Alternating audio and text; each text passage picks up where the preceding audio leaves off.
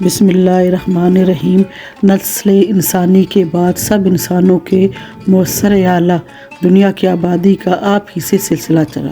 مشرق و مغرب اور شمال و جنوب کے سب انسان آپ ہی کی اولاد ہیں، اسی لیے آپ بابا آدم کہلاتے ہیں۔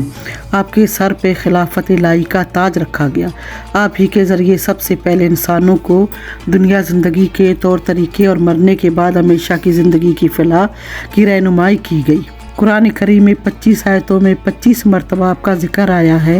تفصیل یہ ہے: سورۃ البقرہ، سورہ ال عمران، سورۃ مائدہ، سورہ الاعراف، سورہ العصر، سورہ کاف، سورہ مریم، سورہ طٰہٰ، سورہ یاسین۔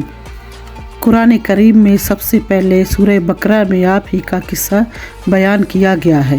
اس کے بعد دوسری صورتوں میں بھی انہی کا قصہ بیان کیا گیا ہے۔ تخلیق کائنات کے سلسلہ میں پیدائش آدم کا واقعہ مختلف پہلوؤں سے بڑی اہمیت اور عظمت رکھتا تھا، اسی لیے اللہ تبارک و تعالیٰ نے فرشتوں کو جو ان سے پہلے پیدا کیے جا چکے تھے اور ہر وقت ان کی عبادت میں لگے رہتے تھے، ان کو اطلاع دی اور فرمایا: اے فرشتوں، میں زمین میں اپنا ایک خلیفہ نائب بنانا چاہتا ہوں۔ پھر اللہ تعالیٰ نے حضرت آدم علیہ السلام کو کھنکتی ہوئی مٹی سے پیدا کیا۔ حضرت آدم علیہ السلام اور حوا علیہ السلام شیطان کے اس بہکاوے میں آ گئے اور اس لرزش کی وجہ سے اللہ تعالیٰ نے انہیں زمین پہ اتار دیا۔ انبیاء کرام خدا کے وہ مقدس بندے ہوتے ہیں جو عام انسانوں تک خدا کا پیغام ہدایت پہنچاتے ہیں اور انہیں اللہ تعالیٰ کی نافرمانی سے بچاتے ہیں۔ حضرت آدم علیہ السلام مائی حوا جب دنیا میں اتارے گئے تو کس ملک میں اتارے گئے؟ بعض کی رائے ہے کہ عرب میں، بالخصوص حجاز میں اتارے گئے۔ آدم اور حوا علیہ السلام الگ الگ اتارے گئے۔ دونوں کی ملاقات مکہ معظمہ سے چند میل کے فاصلے پر میدان عرفات میں ہوئی، اور بعض مورخین یہ کہتے ہیں کہ عرفات مکہ معظمہ سے مشرق کی جانب 9 میل کے فاصلے پر ایک وسیع میدان ہے۔ ان کے چاروں طرف پہاڑ ہی پہاڑ ہے، وہاں اتارے گئے۔ ان کے بیچوں بیچ ایک پہاڑی ہے جسے جبل رحمت کہتے ہیں۔ حضرت آدم کی ملاقات حوا سے ہوئی تھی، اسی لیے اس پورے میدان کا نام عرفات پڑ گیا۔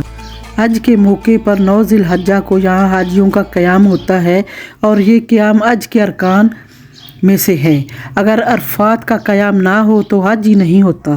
کہتے ہیں کہ جدہ میں حضرت حوا کی قبر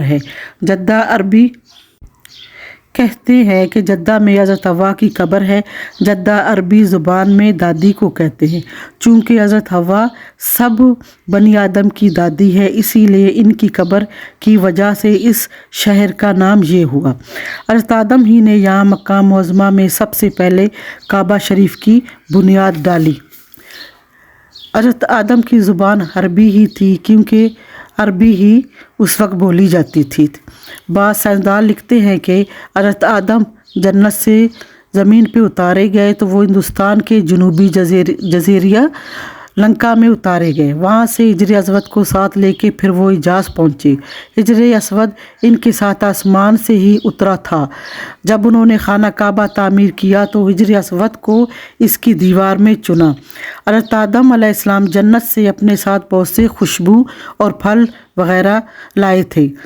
حضرت حوا جدہ میں اتاری گئی اور وہیں ان کی ملاقات حضرت آدم علیہ السلام سے ہوئی۔